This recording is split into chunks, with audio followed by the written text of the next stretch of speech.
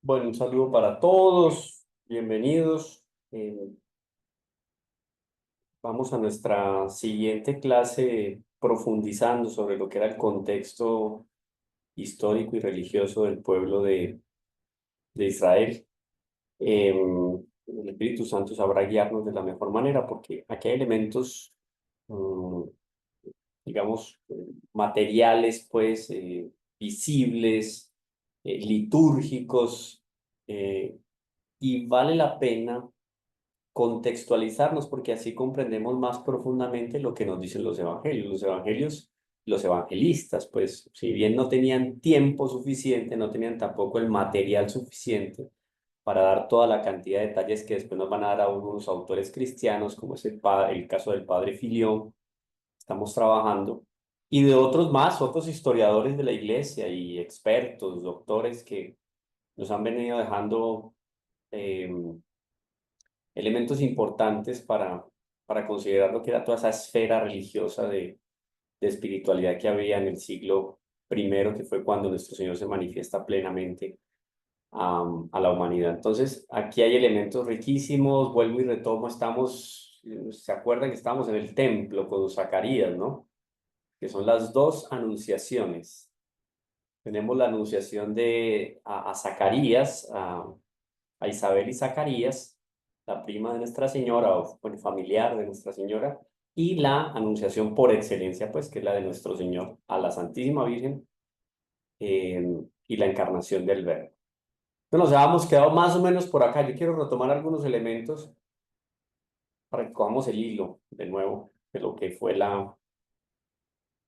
gran acontecimiento, aparición de San Gabriel Arcángel. Hemos dejado entonces a Zacarías aquí. Hemos dejado a Zacarías solo en el interior del santo. Entonces, acuérdense que le tocó por providencia, era un sorteo que se realizaba en medio de todos los sacerdotes para que en los momentos de festividad y de celebración, pues obviamente celebraran alguno de los sacrificios de la semana. Y en esta oportunidad le tocó a Zacarías, está en el interior de los santos. Él está vestido con una túnica blanca de lino, del nombre de alba. El alba que usan los sacerdotes viene ya desde una costumbre judía. Alba por blancura, por luz. La primera luz, el alba del amanecer es la primera luz fortísima que aparece en el horizonte. Normalmente es de lino o, digamos, uno de los materiales más nobles para el alba de un sacerdote sería el lino. Muchos lo utilizan inclusive de lino. Bueno, en la época los sacerdotes también tenían su túnica blanca de lino. Le cubría por completo. Y los pliegues de la túnica se recogían en un cinturón de abigarrados colores. Una especie de correa, imaginémonos. A ver si yo logro por acá. Bueno, ahorita la buscamos para mostrar, darles una imagen de lo que era. Tenía cubierta la cabeza según el uso. De ahí también que después van a salir de los pastores y de los sacerdotes del pueblo judío, van a salir las mitras y todos los ornamentos religiosos que utilizamos dentro del catolicismo. Tenía cubierta la cabeza según el uso, desnudos los pies. Eso es un lugar sagrado por respeto a la santidad del lugar, más o menos lo que hizo Moisés cuando se fue a la presencia de la zarza ardiente. Estaba aún de pie, no lejos del velo grueso y ricamente bordado que separaba el santo del Sancta Sanctorum. ¿Se acuerdan que era una elaboración finísima, más o menos unos 100 kilos de tela maravillosa, tejida toda con lana purísima? Separaba el santo del Sancta Sanctorum, el lugar más sagrado, frente al altar de oro sobre el que se acababa de derramar el precioso incienso. Recuerdan que él iba con dos acólitos, uno llevaba el incienso, y el otro llevaba las brasas ardientes. A su derecha, a la izquierda del altar, en dirección al norte, estaba la mesa de los panes de la proposición. A su izquierda, a la derecha del altar, mirando al sur, el candelero de oro de 7 brazos.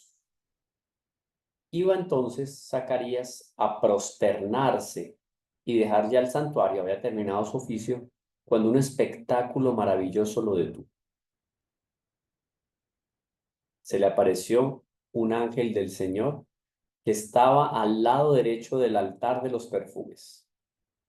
Por consiguiente, entre el altar y el candelero de oro de los 7 brazos.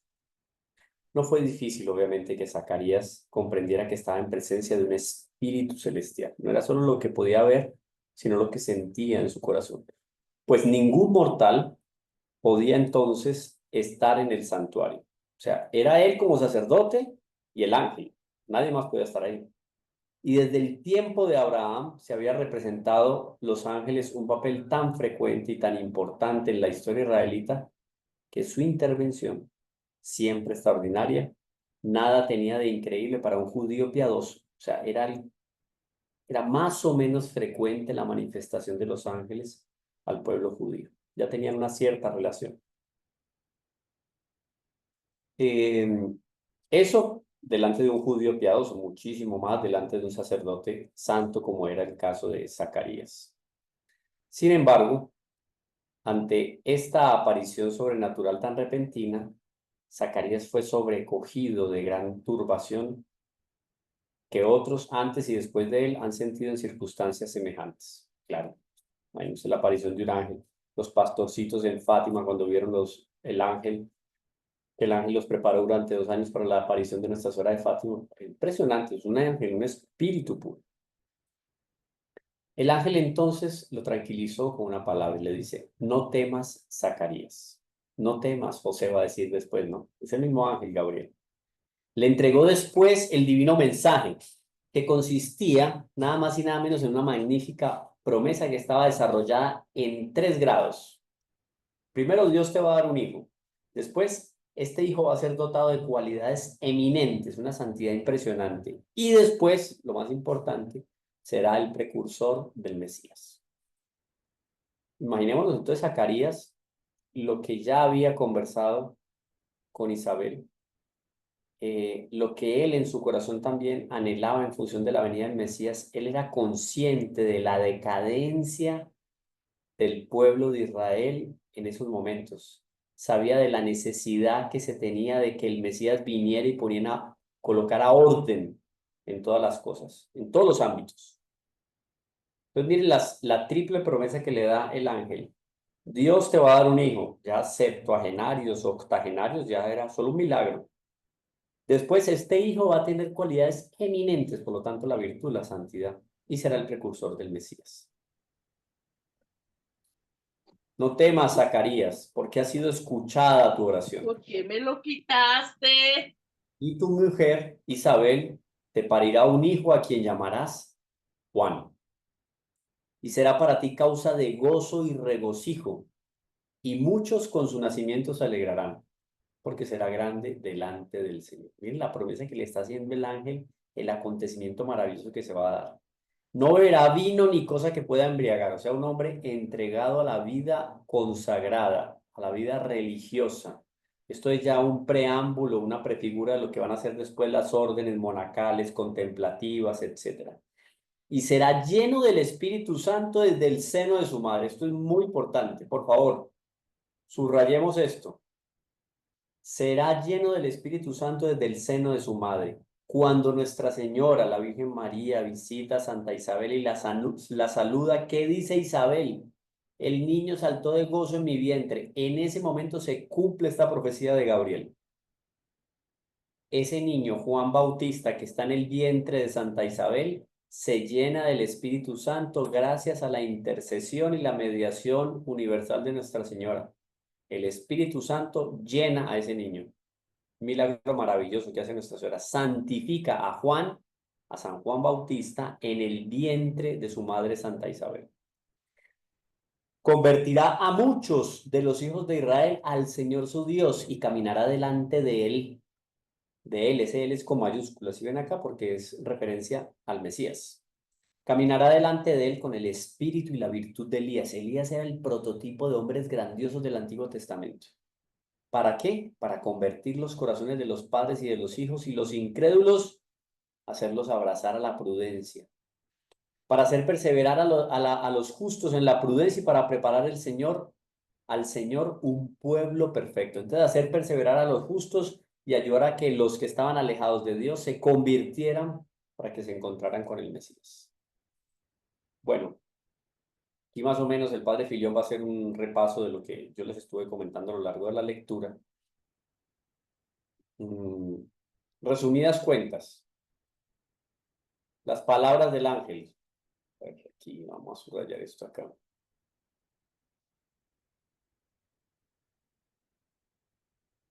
Las primeras palabras del ángel significan por siguiente, bien pronto aparecerá el Mesías. Está ahí ya, está llegando.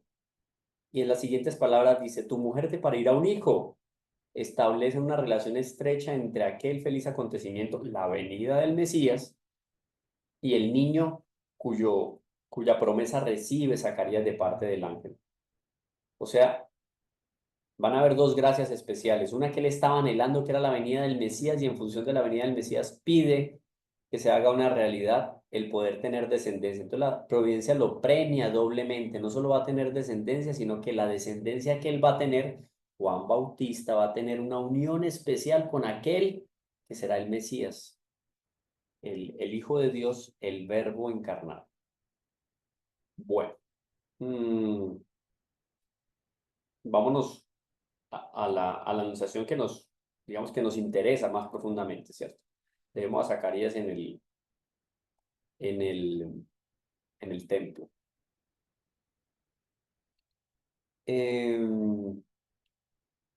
Viene aquí la anunciación a Nuestra Señora. Un episodio suavísimo, celestial, que sirve de base al majestuoso edificio de la fe cristiana. El misterio de la encarnación se hace una realidad en el momento en que Nuestra Señora le dice al ángel, hágase en mí según tu palabra.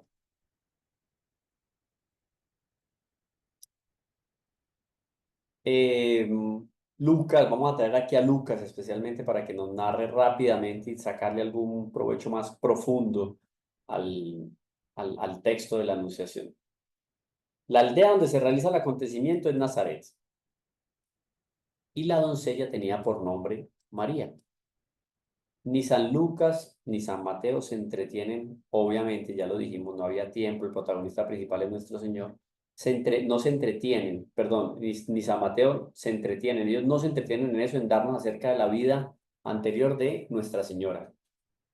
Noticias auténticas que tan gustosamente hubiera acogido nuestra piedad filial, encantados con que nos dijeran un poco al respecto de lo que era la vida de Nuestra Señora en el templo, el servicio de ella como consagrada en el templo, a los sacerdotes, arreglando los más finos y delicados detalles, entusiasmada, entregada a la oración, haciendo vigilias de oración, de sacrificio, de ayuno. Esa era Nuestra Señora en el templo porque ella estaba pidiendo con ansias, con fervor y con entusiasmo que el Mesías hiciera una realidad. Ambos, Mateo y Lucas, que son los que nos van a narrar detalles de la Anunciación, ambos se ciñen ambos a mencionar que en el momento en que recibió la visita del ángel, estaba prometida a uno de sus compatriotas, llamado José, que por vicisitudes de los tiempos no era más que un humilde artesano, aunque pertenecía, lo vamos a ver claramente, y ya lo hemos comentado, a la estirpe real de David, de la que también esa virgen, esa doncella llamada María, pertenecía. Era descendiente Nuestra Señora del rey David, era descendiente del rey David también, San José. Por lo tanto, por las dos vertientes humanas, naturales, nuestro Señor recibía la sangre noble del rey David, era descendiente del rey David. Y San Mateo, cuando nos narra el linaje de nuestro Señor, lo hace en el sentido ascensional, si no estoy mal, y Lucas en descensional, pero los dos terminan llegando y pasando por David. Entró el ángel, Nazaret, entra el ángel, y saludó a María, a Nuestra Señora, con profundo respeto, empleando, esto es muy importante, una antigua fórmula oriental. La paz sea contigo. Después, en pocas palabras, de una singular fuerza de expresión, indicó hasta qué punto había sido favorecida por Dios la augusta Virgen y le dice, llena de gracias, el Señor es contigo, bendita tú entre las mujeres. Pero el cielo le tenía reservado un privilegio que explica y sobrepuja asombrosamente todos los del pasado.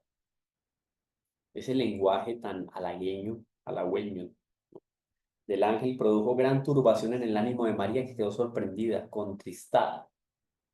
No es que Nuestra Señora hubiera visto por primera vez un ángel. Sí, Nuestra Señora tenía un convivio sobrenatural permanente con los ángeles. Obvio, ella, reina de los ángeles, ya siendo desde toda la eternidad predestinada por Dios para ser madre de Dios, ella como madre de Dios desde el primer momento de la concepción ya tenía un poder efectivo sobre los ángeles, sobre cielo y tierra, ella como emperatriz de todo lo creado. Nuestra Señora ya tenía convivio con los ángeles. La perturbación que tiene Nuestra Señora, la impresión que tiene, no es propiamente por la visita del ángel o porque sea un ángel, sino por el mensaje del ángel. Nuestra Señora estaba en oración y a partir de los textos del Antiguo Testamento, ella iba considerando lo que iba a ser el Mesías y cuándo iba a llegar el Mesías. Y ella sentía una fuerza impresionante ese día que le decía, hoy es el día, hoy es el momento, hoy es la gran fecha, hoy se va a dar el acontecimiento. Y ella estaba con deseos, ansias, entusiasmo, pero de entregarse a aquella que iba a ser escogida por Dios para ser la madre de Dios. Ella pedía para ser la esclava de la madre del Señor. Y el ángel le aparece y le dice, tú no serás la esclava de la madre del Señor, no, tú serás la madre. Y el Señor será esclavo en tu vientre por 9 meses. Bueno, imagínese usted la impresión de Nuestra Señora recibiendo esa noticia del ángel. Claro, años luz por encima de lo que era la humildad de Nuestra Señora. De ahí la turbación de Nuestra Señora. De ahí esa emoción tan profunda en Nuestra Señora. Preguntábase esta humilde doncella cuál podrían ser el objeto y el alcance de semejante saludo. El Señor está contigo, bendita tú eres entre todas las mujeres. O sea, ahí coloca a Nuestra Señora y la saca del común y la pone arriba. Bendita entre todas las mujeres. O sea, en algún momento escuché por ahí de hacer alguna referencia a Nuestra Señora sobre una muchachita de Nazaret. No, no podemos colocar en ese nivel a Nuestra Señora. No, no, no tiene sentido. Es bendita entre todas las mujeres, no es cualquier otra mujer del montón, no, Nuestra Señora es bendita entre todas las mujeres. El Espíritu Celestial, Gabriel, San Gabriel, el arcángel San Gabriel, se apresuró a tranquilizarla describiéndole en un lenguaje solemne, digno obviamente del asunto, estamos hablando de la encarnación del Verbo, el oficio sublime que estaba llamada a desempeñar en la obra de la redención. No temas, María. Miren que arriba le había dicho a Zacarías también, no temas. Es que el acontecimiento sale de lo que se puede concebir en la cabeza. Aquí no cabe racionalmente llegar a la conclusión de la encarnación. No cabe que la encarnación por revelación supera cualquier posibilidad de la inteligencia humana. Nuestra Señora estaba llamada, o está llamada, pues, pero ahí le está dando a conocer el llamado, la vocación tan profunda que tiene Nuestra Señora delante del plan de salvación de Dios, de la obra redentora. No temas, María, le dice llamándola ya por su nombre, con mezcla de familiaridad y simpatía, porque has hallado gracia delante de Dios. He aquí que concebirás en tu seno y parirás un hijo a quien darás el nombre de Jesús. Este será grande y será llamado Hijo del Altísimo, y el Señor Dios le dará el trono a David su padre, y reinará eternamente en la casa de Jacob, y su reino no tendrá fin. Confirmación total. O sea, a esa señora le quedó supremamente evidente que ella no iba a ser la esclava de la madre del Señor como quería. Ella era la esclava del Señor, sí, pero no la esclava de la madre del Señor. Ella iba a ser la madre del Señor. Para una mujer hebrea, como explicó el padre Filio en algún momento, lo leímos, si mal no estoy, familiarizada como le estaba Nuestra Señora con los oráculos del Antiguo Testamento, estas palabras eran tan claras como el sol, pues contenían una descripción popular del Mesías, un resumen de las más célebres profecías mesiánicas. Es más, era a Nuestra Señora a quien le estaba hablando. Nuestra Señora, reina de los profetas, comprendía más profundamente la Sagrada Escritura de lo que Isaías podía comprender. Sus textos, los textos de Isaías no los comprendía tan bien y tan profundamente Isaías como sí los comprendía bien y profundamente Nuestra Señora. Porque obviamente Nuestra Señora, no solo por su altísima naturaleza humana, por su altísima vocación y llamado de Dios, nada más y nada menos que ser la madre de Dios.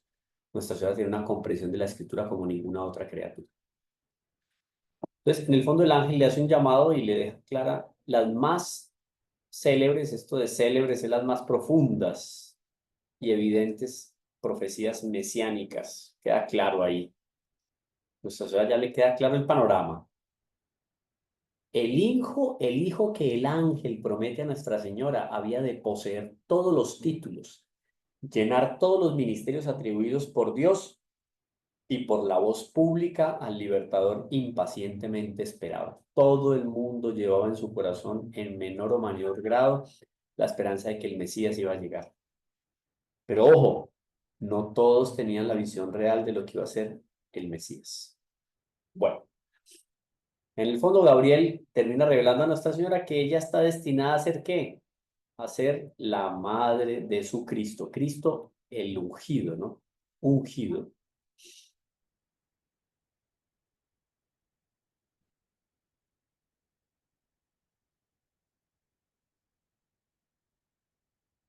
Entonces seguimos aquí con nuestra clase.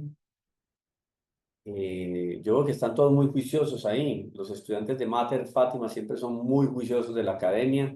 Si alguien tiene alguna pregunta, no tengo ningún problema. Levantan la mano y nuestra hermanita, quien nos está acompañando el día de hoy, pues dispone si se puede hacer o no la pregunta. Yo estoy atento, no hay problema. Así es, profesor. Cuando usted lo disponga, los participantes pueden levantar la mano y hacer su pregunta. Listo, si alguien tiene una pregunta, recuerden que las preguntas tienen que ser estrictamente relacionadas con el tema que estamos contemplando.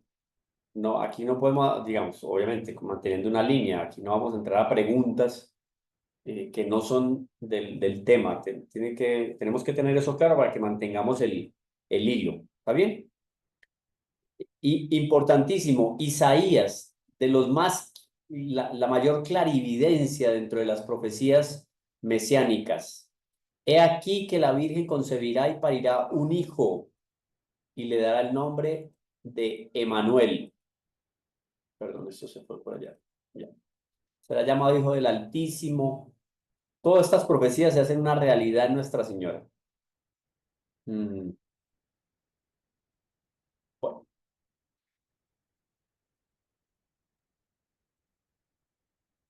Nuestra Señora, Reina de los Profetas, Madre y Maestra. Nuestra Señora tiene claras las profecías acá. Tiene viva la esperanza en su corazón. Y en medio de todas esas promesas, el ángel le transmite una orden del cielo y le dice a Nuestra Señora cuál es el nombre que debe de colocar a ese niño que va a nacer y que será llamado Hijo del Altísimo. Le llamarás Jesús. Este nombre, que es sobre todo nombre que los apóstoles se tuvieron por dichosos de revelar al mundo, la evangelización en torno al nombre de Jesús, el santísimo nombre de Jesús, y que tan a menudo campea en sus escritos de los apóstoles, obviamente. Este nombre que los mártires pronunciaban con amor camino al suplicio, que llena de valor y consuelo las almas cristianas y que pone en espanto y pone en fuga a los demonios, el santísimo nombre de Jesús. Era digno por su significación de aquel, con mayúscula, que lo había de aureolar de gloria imperecedera.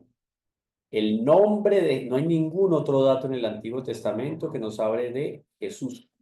No hay un nombre, no hay un nombre.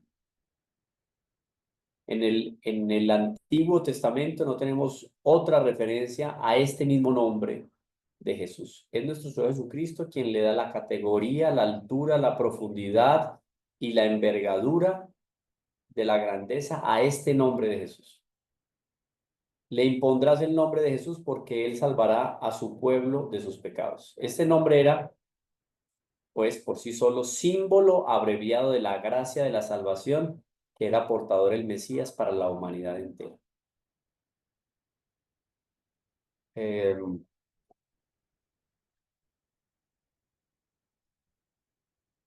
Miren aquí, por ejemplo, la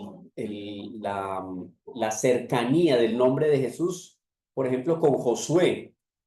Después podemos hacer un análisis en hebreo y en arameo, la cercanía del nombre Josué con Jesús o Yeshua. Podríamos tomarlo para otros textos más contemporáneos, pero el nombre de Jesús, tal cual como lo conocemos hoy en día, la grandeza se la dio nuestro Señor Jesucristo.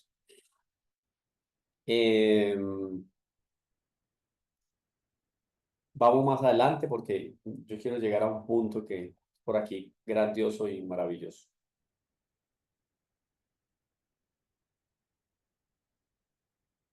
Este elemento es fundamental. El fruto santo que de ti nacerá. Es una referencia a la divinidad de nuestro Señor, pero oculta de alguna manera para el pueblo judío del momento, porque la noción que se tiene de Santísima Trinidad, de encarnación del Verbo, ha ido evolucionando a lo largo de la historia de la Iglesia. Ha ido evolucionando en cuanto a comprensión, pero no porque no se haya comprendido antes, no fue verdadero desde el inicio. Desde el inicio, el momento de la encarnación, es claro que en el vientre de Nuestra Señora se unen dos naturalezas, la humana y la divina, en la segunda persona de la Santísima Trinidad.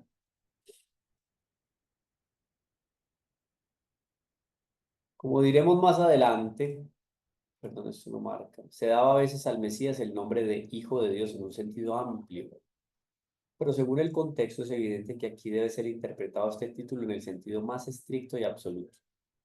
Hay una gradación manifiesta y continua en el mensaje del ángel. Por lo demás, oiremos al Padre atribuir este título a nuestro Señor Jesucristo en las horas solemnes de su bautismo y de su transfiguración. En dos ocasiones, San Pedro, divinamente iluminado, reconoce a Jesús como verdadero Dios, como verdadero Hijo de Dios. Y la Iglesia, obviamente, desde el origen, usó este nombre Jesús y lo fijó definitivamente, fijó, perdón, significativamente ese nombre para expresar con brevedad y energía su fe en la naturaleza divina de su Señor y Fundador. Claro, a la hora de yo, por eso el santísimo nombre de Jesús tiene una fuerza, una sustancia especial, el nombre Jesús, por todas las obras, portentos, signos y milagros asociados a nuestro Señor. Eso le da grandeza y la profundidad del mensaje, obviamente.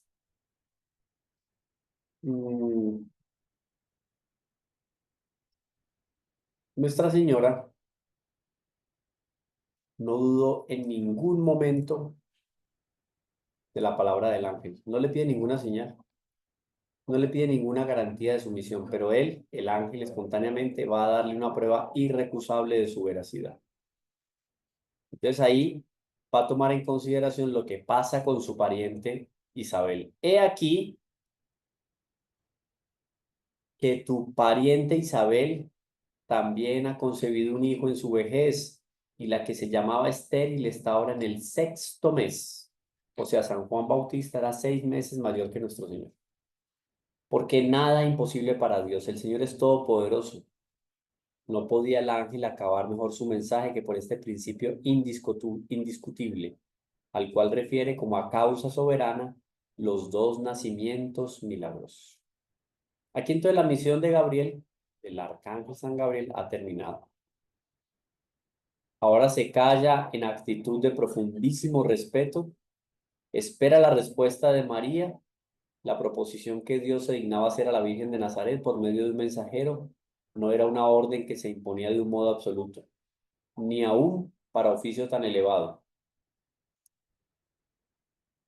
Bueno, entonces la misión de Gabriel ha terminado.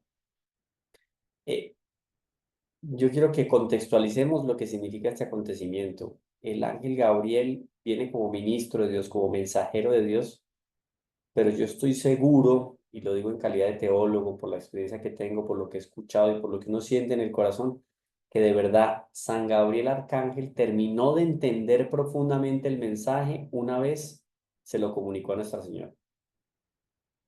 porque si bien la naturaleza angélica de Gabriel le daba un vuelo muy profundo en su conocimiento, el vuelo del conocimiento y del amor de Nuestra Señora estaba por encima del vuelo y del conocimiento de Gabriel. No podemos decir, no podemos pensar que la Madre de Dios tuviera una menor profundidad en el conocimiento de lo que significaba la encarnación.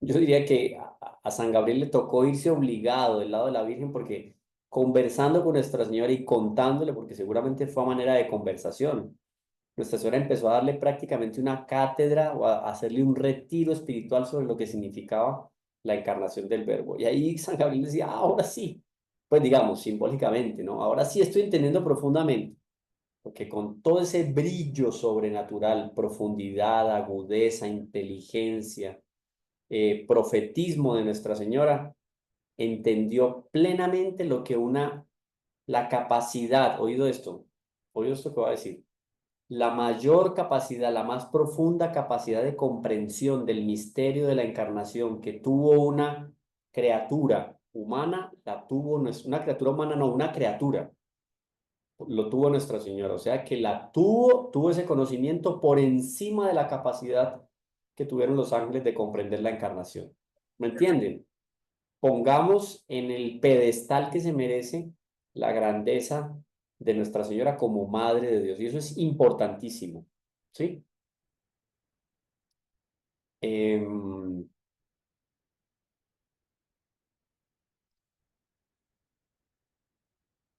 qué momento tan solemne. El mundo no lo había conocido semejante desde su creación. El mundo gemía con dolores de parto, dice Pablo, con dolores de parto gemía. Oh bienaventurada Virgen María, exclama San Agustín, el universo entero, cautivo por el demonio, espera tu consentimiento. O sea, los ángeles estaban ahí al lado de Nuestra Señora, atentos a escuchar el sí, hágase en mí según tu palabra. Y de igual manera el demonio estaba también ahí pendiente, de alguna manera, en la medida en que Dios permitía que se acercara a Nuestra Señora, pendiente de cómo se iba a definir la gran batalla entre la luz y las tinieblas. Y dice San Agustín, oh Virgen, no tardes en darlo, en dar ese sí, ese consentimiento. Apresúrate a responder al mensajero del cielo. Grita San Agustín como en una oración implorando a Nuestra Señora, en materia de meditación, implorándola a ella que dijera sí a esa vocación grandiosa a la cual había sido llamada. Y fue así tal cual. Dios pone en juego, oído, Dios puso en juego, en el buen sentido de la palabra, puso el juego, el destino de la humanidad en las manos de Nuestra Señora. Impensable que Nuestra Señora hubiera dicho que no, pero Él quiso que a través de Nuestra Señora, con el sí de Nuestra Señora, el bien triunfara y se glorificara Dios por toda la eternidad y que el demonio fuera triturado en lo más profundo de los abismos. La batalla está definida en el momento en que Nuestra Señora dice, hágase en mí según tu palabra. Y ahí podemos repetir lo que la Sagrada Escritura nos dice en diferentes momentos y circunstancias. Si Dios está conmigo, ¿quién está contra mí? Cuisus Deus, como dice San Miguel, ¿no? ¿Quién como Dios? Tranquilizada ya María, da su pleno asentimiento en términos tan sencillos como sublimes. Fiat mihi secundum verbum tuum. Ecce ancilla Domini, he aquí la esclava del Señor, ecce ancilla Domini, fiat mihi secundum verbum tuum, hágase en mí según tu palabra. Un lenguaje de fe, un lenguaje de obediencia que se ofrece eh, indiscutiblemente, innegablemente, ciegamente, se entrega a Nuestra Señora, se pone en las manos de la providencia, delante de que todo lo que van a hacer los sacrificios y con una incondicionable adhesión a la voluntad de Dios. De tal manera que cuando Nuestra Señora dice sí quiero, ese sí quiero significa abrazo todo el sufrimiento que venga de la mano de la maternidad divina y abrazo todas las alegrías también que vengan de la mano de la maternidad divina. Pero estoy dispuesta a hacerlo porque amo a Dios de una manera inenarrable, inefable. pero también amo a Marta, María, a Verónica, a Camilo, a Jorge, a Luis, a cada uno de nosotros, por el amor que Nuestra Señora proféticamente pudo tener ya desde ese momento en relación con cada uno de nosotros, no como general, como en general, como a toda la humanidad, no. Ella vio a cada uno de nosotros y tuvo un conocimiento profético de lo que iba a ser la vida espiritual de ustedes y la vida espiritual mía. Y teniendo esa conciencia de alma y ese conocimiento intelectual, Nuestra Señora dice, sí, ese sí es en función de lo que se va a conquistar en lo alto de la cruz para cada uno de nosotros. Un lenguaje incondicional de adhesión, eso es muy bonito, es muy pedagógico. Esa misma renuncia a mil cosas, a mil asuntos particulares que bien pueden ser legítimos, son nada en relación con entregarse a la voluntad de Dios. Que yo puedo decir, me entrego al trabajo, me entrego al estudio, pero si no es eso lo que Dios quiere para mí, es legítimo yo querer el estudio, querer el trabajar, querer salir adelante, pero si Dios quiere para mí que yo me entregue a la vida religiosa, si Dios quiere que yo me entregue a la vida de apostolado, Nuestra Señora dijo sí, y es un sí incondicional. ¿No es pues oficio del esclavo cumplir en todo la voluntad de su Señor? He aquí la esclava del Señor, hágase en mí según tu palabra. Y no es aquí el Señor Dios mismo en persona. Claro, se hace realidad en el vientre de Nuestra Señora. María, pues, se ofrece toda entera y con toda su alma para cooperar a la grandiosa obra del Creador. Parece probable que previese desde entonces sus dolorosos sufrimientos, especialmente las sospechas que sobre ella iban a recaer y desde luego de parte, aquí, aquí discuto con el padre Filión, de ninguna manera en el corazón de San José recayó una sospecha sobre Nuestra Señora. En ningún momento, no vivían juntos. San José y Nuestra Señora estaban ya comprometidos, el matrimonio era efectivo. El contrato natural matrimonial entre San José y Nuestra Señora ya en ese momento de la Anunciación era efectivo. Que no vivían juntos era otra cosa, pero era efectivo. Lo que brotara del vientre de Nuestra Señora era de propiedad de San José como autoridad del hogar, porque ya tenían un matrimonio. Si no hubiera sido así, y si San José hubiera dudado de Nuestra Señora o hubiera sospechado, siendo él un varón justo, un hombre cumplidor de la ley, tenía que denunciar a Nuestra Señora y Nuestra Señora hubiera muerto lapidada, apedreada. San José no lo hizo. No lo hizo, ¿por qué? Porque nunca dudó de Nuestra Señora. Lo que pasó con San José es que San José no comprendió qué había sucedido con Nuestra Señora. Si el mismo ángel tuvo que aparecerse a Nuestra Señora para dar a conocer el milagro de la encarnación, mucho más San José necesitaba de una mediación angélica para darse cuenta de lo que estaba sucediendo.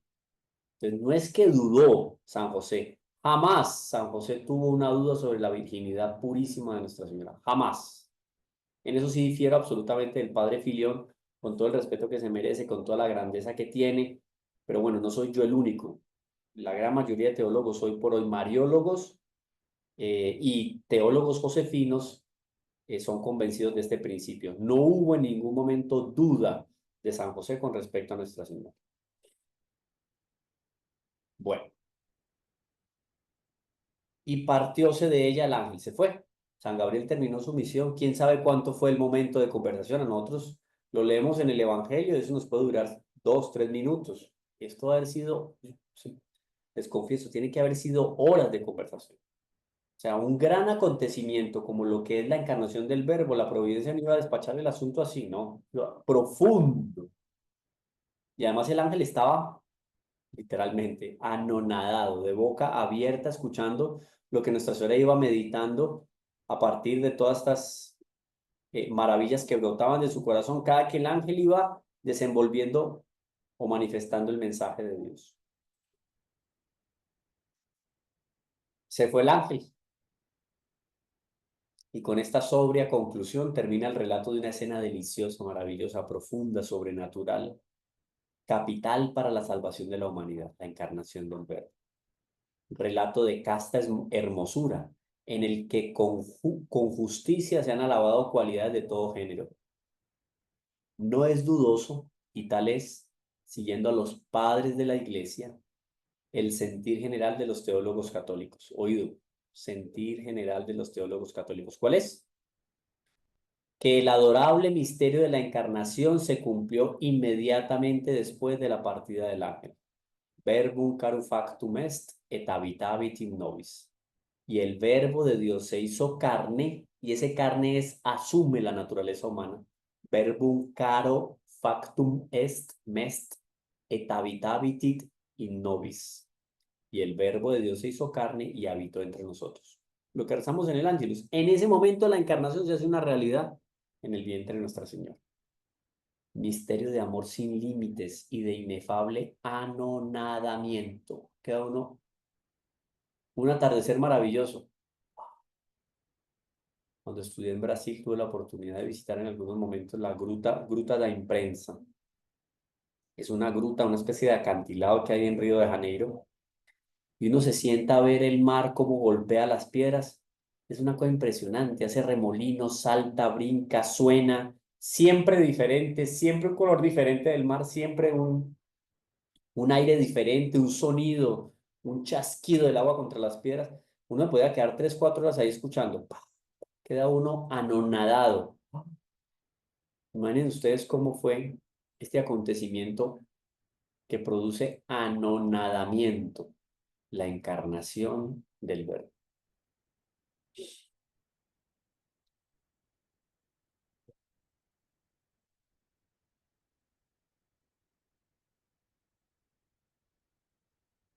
En cuanto a la hermosura y grandeza del carácter de María, exceden a todo elogio.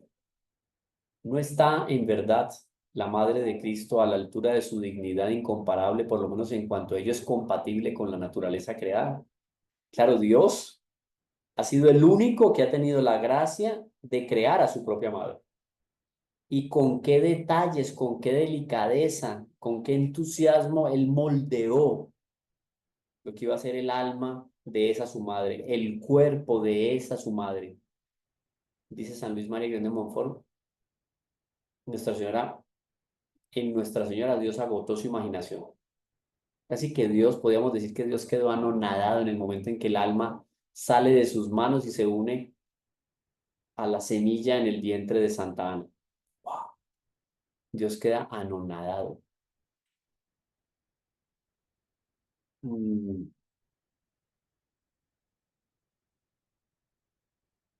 Qué tipo tan ideal de pureza, de humildad, de candor, de fe sencilla, de fe sencilla y de fe fuerte, de perseverancia, de perseveranza, de resiliencia, de prudencia, de justicia. Todas las virtudes en grado heroico empiezan a brillar en nuestra sociedad de una manera más especial de lo que ya brillaban antes de la encarnación.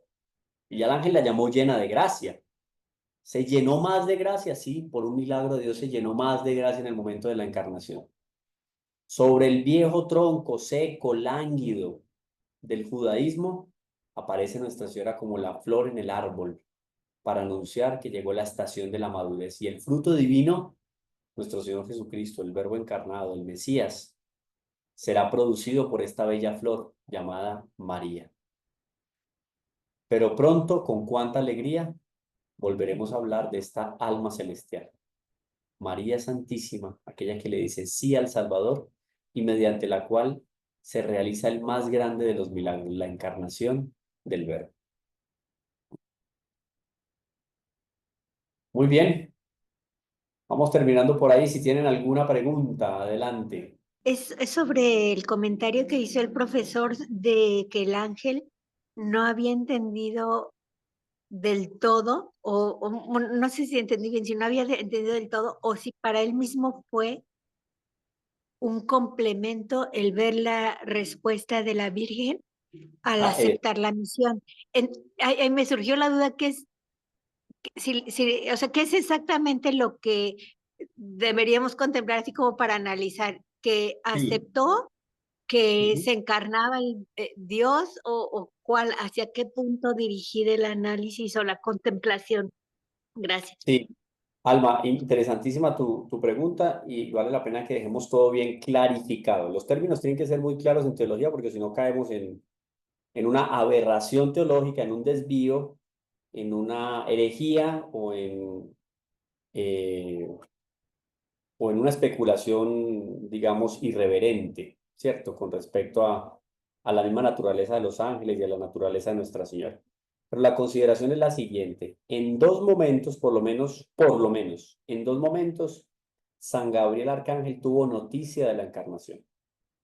Uno, cuando en el cielo a todos los ángeles Dios revela la encarnación. Y en eso son unánimes prácticamente todos los doctores y padres de la iglesia, que la revolución en el cielo, donde los ángeles malos se levantaron, fueron punidos por San Miguel Arcángel y los ángeles buenos y fueron lanzados al infierno, ese acontecimiento, esa gran batalla en el cielo se dio en función de la revelación que Dios manifestó a los ángeles y les dijo en el fondo, yo me voy a encarnar, voy a asumir la naturaleza humana y ustedes van a obedecer a ese hombre hecho, a Dios hecho hombre, segunda persona de la Santísima Trinidad, y ustedes van a tener que obedecer también a esa mujer que va a ser la madre de Dios. De ahí el non serviam de Satanás, o sea, el no serviré de Satanás. ¿Listo? Entonces, esa fue la primera noticia que San Gabriel y los demás ángeles tuvieron con respecto a la encarnación. Pero después, San Gabriel Arcángel recibe la misión de manos de Dios y va a visitar a Nuestra Señora ya en el momento histórico oportuno en que se va a dar la encarnación. Pero cuando él empieza a hablarle a Nuestra Señora no es una criatura más o cualquiera, Nuestra Señora es, por ser el Madre de Dios, tiene todos los títulos que pueden caber a una criatura y que le exaltan su naturaleza, no al nivel de Dios, pero al máximo nivel de santidad y de crecimiento espiritual. Nadie tuvo la sabiduría de nadie tiene la sabiduría de Nuestra Señora, nadie tiene la pureza de Nuestra Señora, nadie tiene la fortaleza de Nuestra Señora, nadie tiene la grandeza espiritual de Nuestra Señora, es incomparable con cualquier otra criatura, ni siquiera San Miguel, ni siquiera San Gabriel, ni siquiera San Rafael. Nuestra Señora la supera. ¿Por qué? Porque por el hecho de ella haber sido escogida como Madre de Dios desde toda la eternidad, tiene una grandeza como criatura que ninguna otra criatura tiene.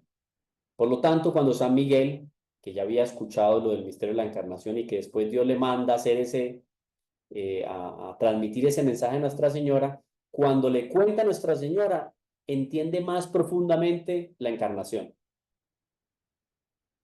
Porque Nuestra Señora, llena del Espíritu Santo, llena de gracia, él mismo reconoce en Nuestra Señora el lleno de gracia.